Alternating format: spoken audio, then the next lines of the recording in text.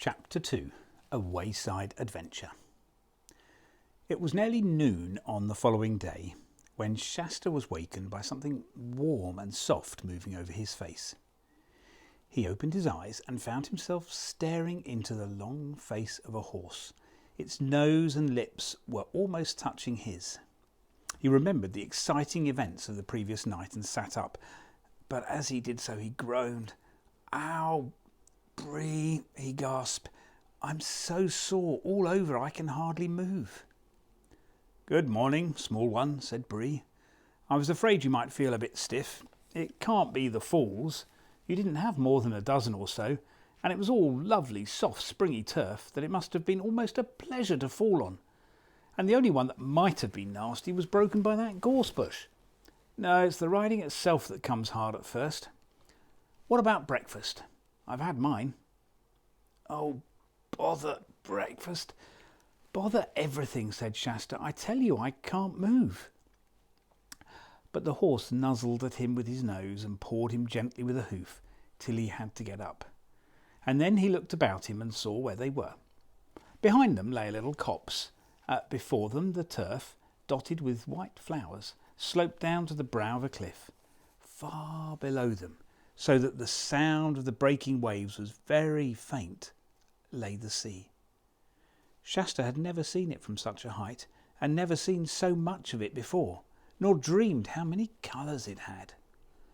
On either hand the coast stretched away, headland after headland, and at points you could see the white foam running up the rocks, but making no noise because it was all so far off.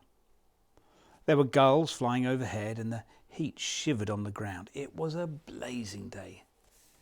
But what Shasta chiefly noticed was the air. He couldn't think what was missing till at last he realised there was no smell of fish in it. For of course neither in the cottage nor among the nets had he ever been away from that smell in his life. And this new air was so delicious, and his old life seemed so far away, that he forgot for a moment about his bruises and his aching muscles, and said, "I say, Bree, didn't you say something about breakfast?" "Yes, I did," answered Bree. "I think you'll find something in the saddlebags. They're over there on that tree where you hung them up last night, or early this morning, rather." They investigated the saddlebags, and the results were rather cheering. A meat pasty, only slightly stale, a lump of dried figs, and another lump of green cheese, and a little flask of wine, and some money, about 40 crescents in all, which was more than Shasta had ever seen. While Shasta sat down, painfully and cautiously, with his back against a tree, and started on the pasty, Bree had a few more mouthfuls of grass to keep him company. "Won't it be stealing to use the money?" asked Shasta. "Oh," said the horse, looking up with its mouth full of grass. "I never thought of that. A free horse and a talking horse mustn't steal, of course. But I think it's all right. We're prisoners and captives in enemy country. That money is booty, spoil. Beside, how are we to get any food for you without it? I suppose, like all humans, you won't eat natural food like grass and oats." "I can't." "Have you ever tried?" "Yeah, I have. I can't get down at all. You couldn't either if you were me." "You're rum creatures, you humans," remarked Bree. When Shasta had finished his breakfast, which was by far the nicest he'd ever eaten, Bree said, "I think I'll have a nice roll before we put that saddle on again." And he proceeded to do so. "Oh, that's good, that's very good," he said, rubbing his back on the turf and waving all four legs in the air. "You ought to have one too, Shasta," he snorted. "It's most refreshing." But Shasta burst out laughing and said, "You do look funny when you're on your back."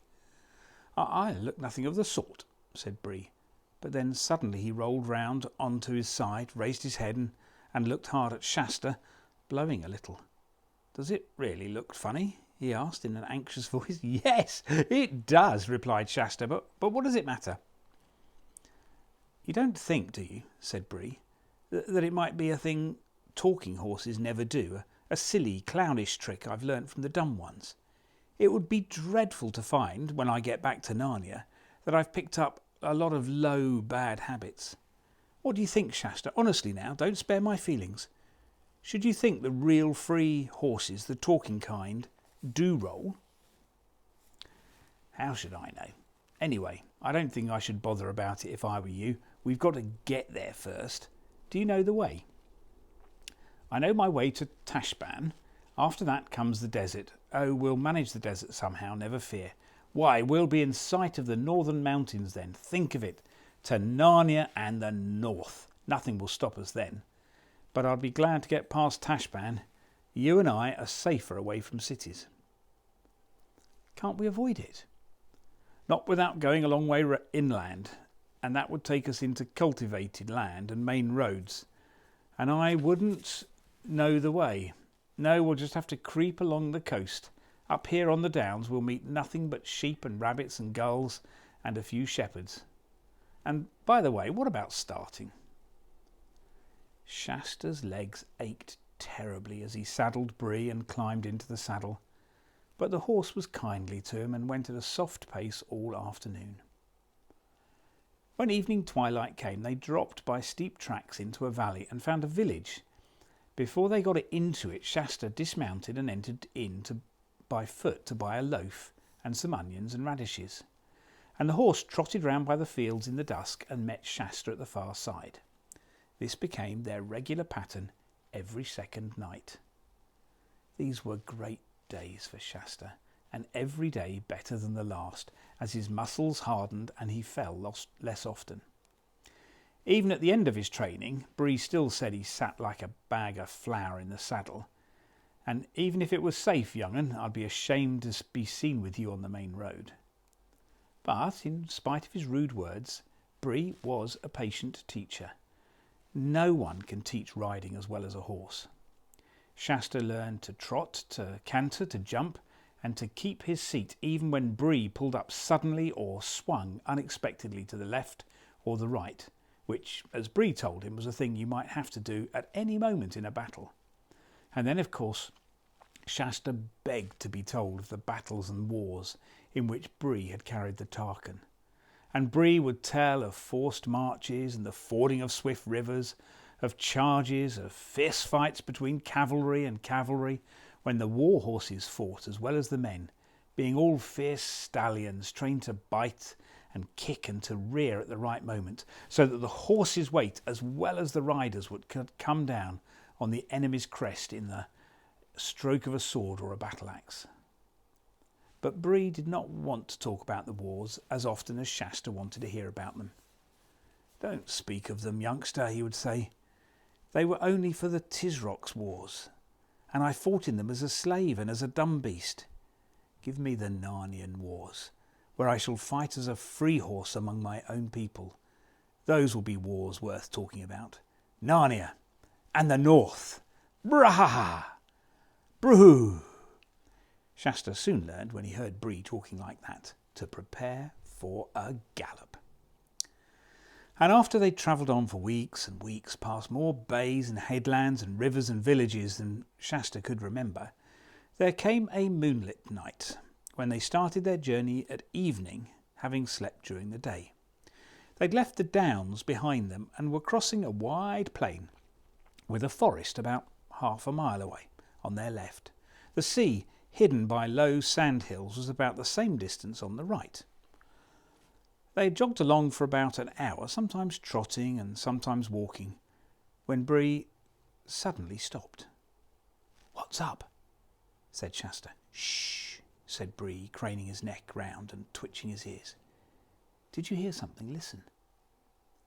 "Sounds like another horse between us and the wood," said Shasta after he'd listened for about a minute. "It is another horse," said Bree, "and that's what I don't like." "Isn't it probably just a farmer riding home late?" said Shasta with a yawn. "Don't tell me," said Bree. "That's not a farmer's riding, nor a farmer's horse either. Can't you tell by the sound?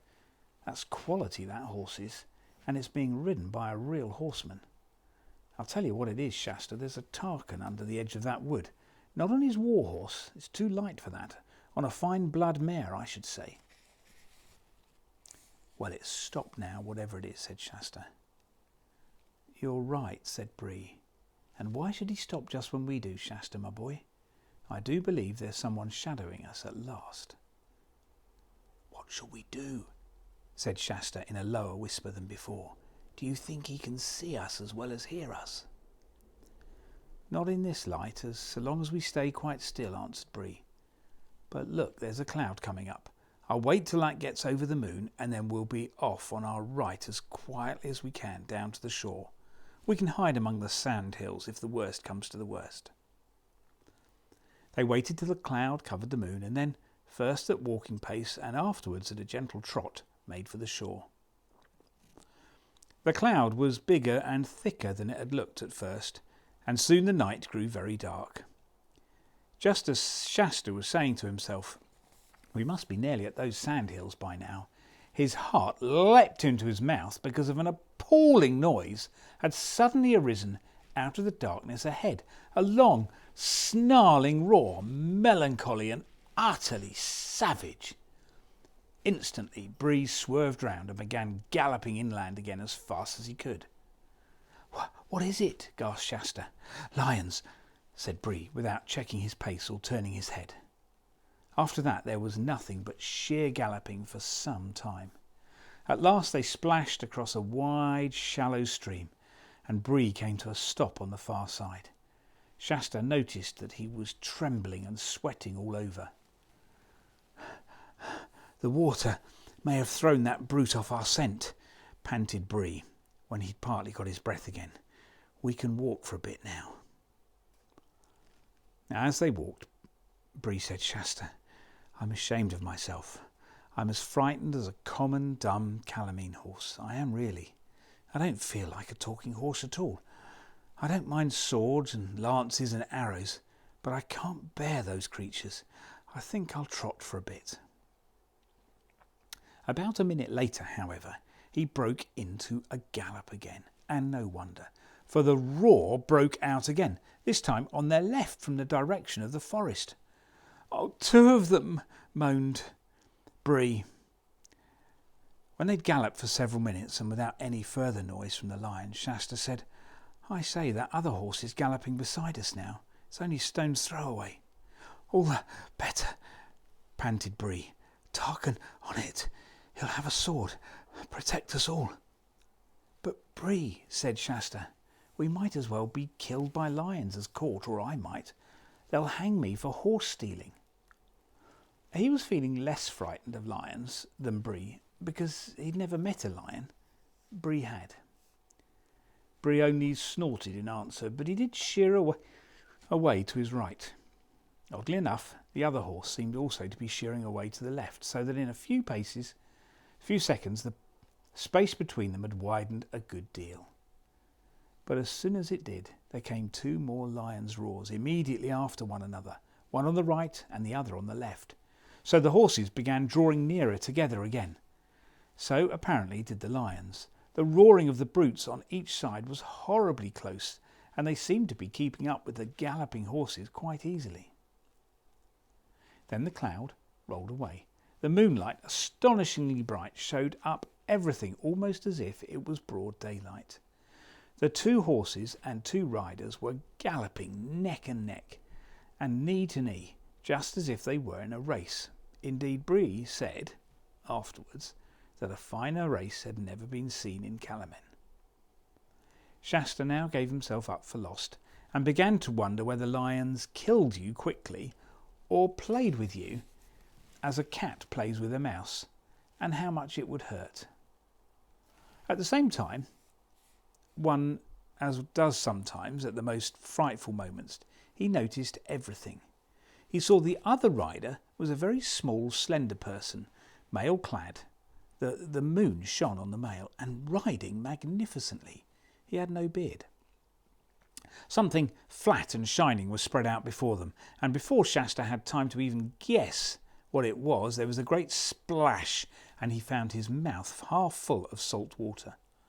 The shining thing had been a long inlet of the sea. Both horses were swimming, and the water was up to Shasta's knees. There was an angry roaring behind them, and Shasta looked back and saw a great, shaggy, terrible shape crouched at the water's edge. but only one. Well, we must have shaken off the other one, he thought.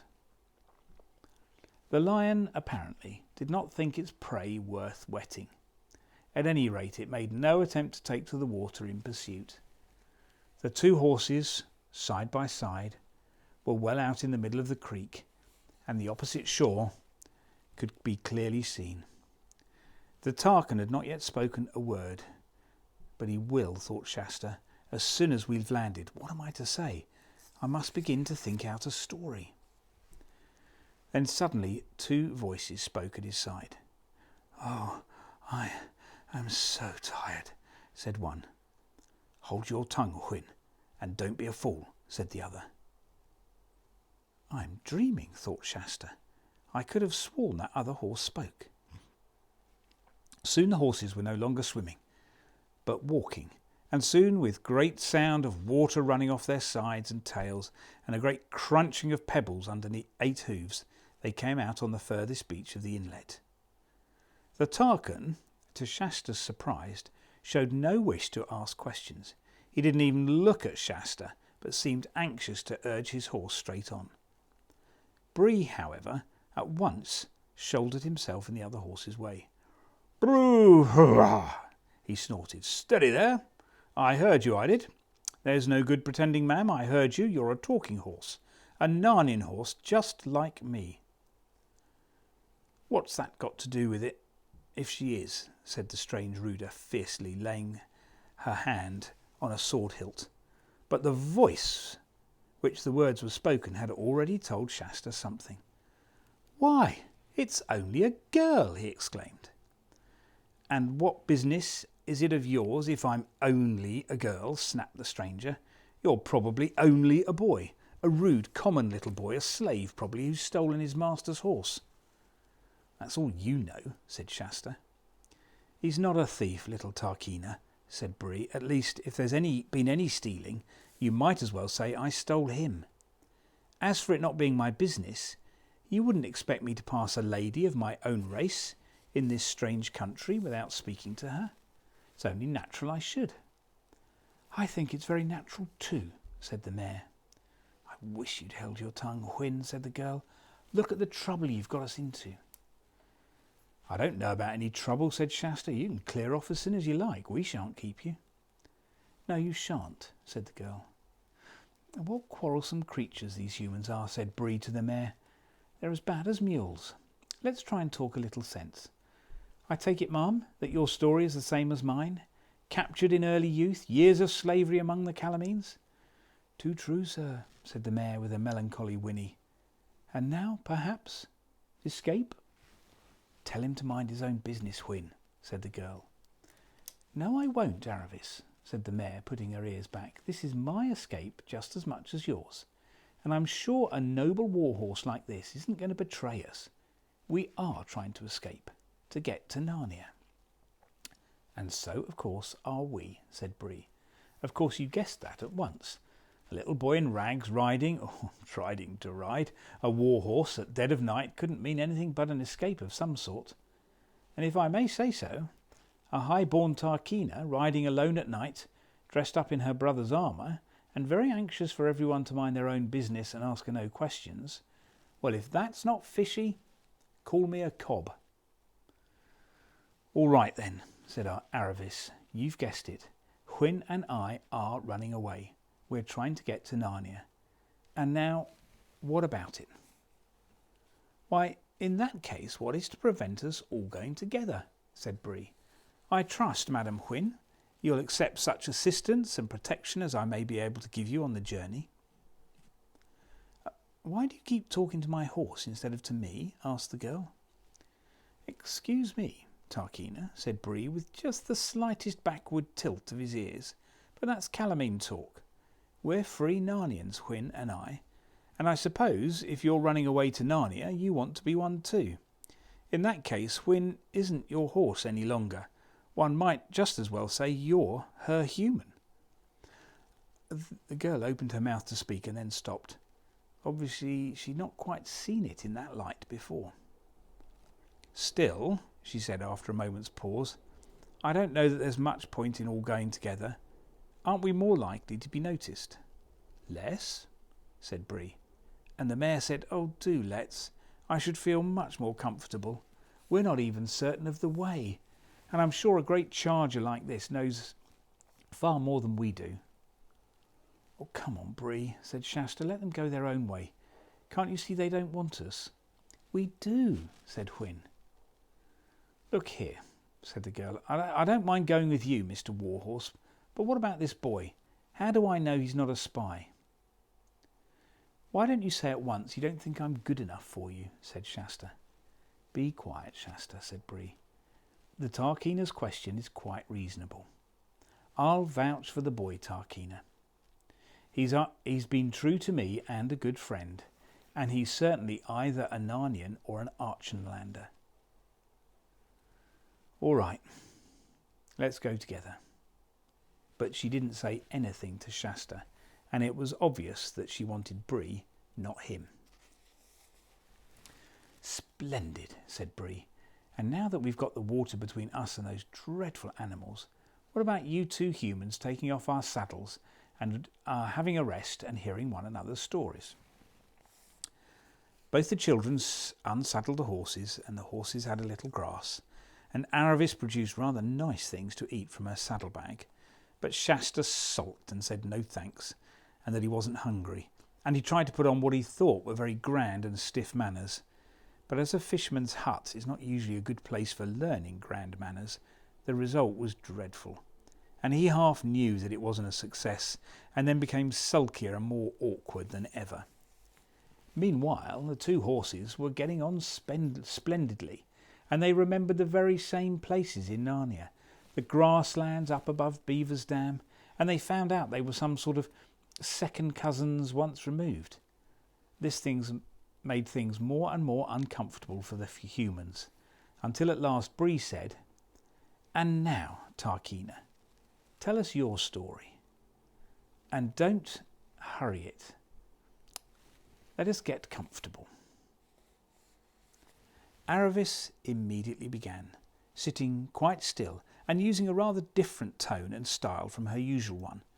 For in Calamen, storytelling, whether the stories are true or made up, is a thing you're taught, just as English boys and girls are taught essay writing. The difference is that people want to hear the stories, where I never heard of anyone who wanted to read the essays.